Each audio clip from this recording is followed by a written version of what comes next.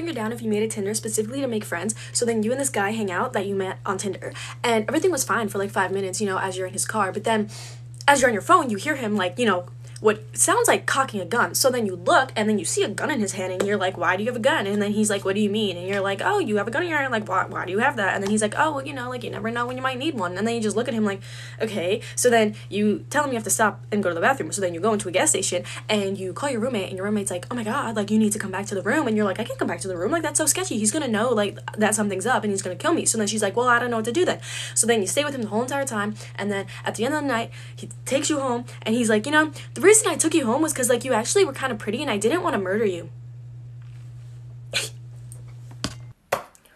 Put a finger down if you've ever been at a girl's house doing the nasties, and then her mom comes home at 2 in the morning because she works graveyard at a prison and got off early.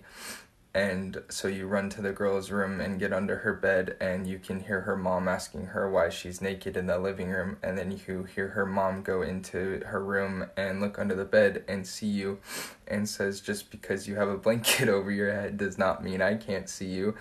And then she proceeds to go and get her gun and put it to your head and tells you to direct her to your parents' house, and then tells you to go inside and get your parents.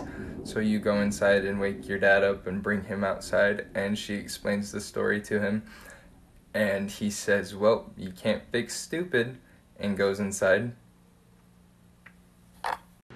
Put a finger down if in the first grade it was common knowledge that your butt crack was always out at circle time to everyone except for you, and then one day this boy asked to be your boyfriend, and you're like, oh my gosh, I haven't had a boyfriend since preschool. So you say yes, and the next day he sits behind you at circle time, and he leans into your ear really close and whispers, can I stick my finger in your butt crack? And you're like, oh my god, my butt crack's out. And then you're like, oh my god, my boyfriend wants to stick his finger in my butt crack. So you say yes, and he sticks his finger in your butt crack, and then when he pulls it out, he smells it.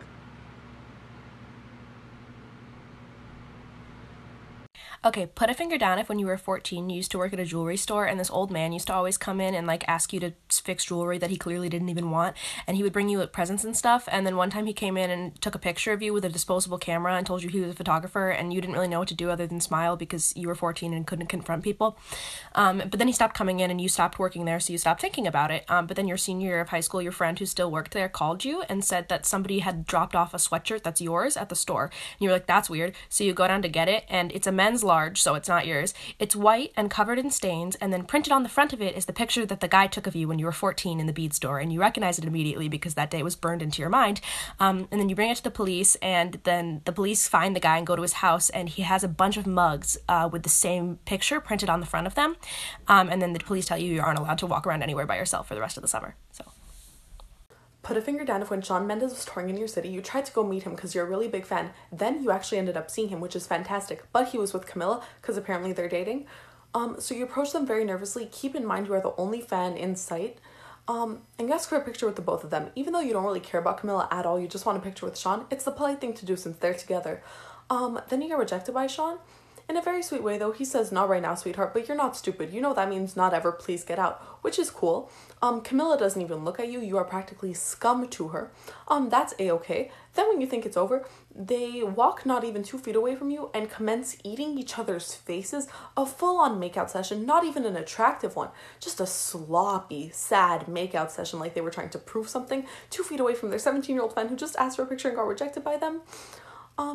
Yeah, then they went into the elevator, kept making out, and the next day you had to go to Shawn's concert and pretend that you weren't traumatized.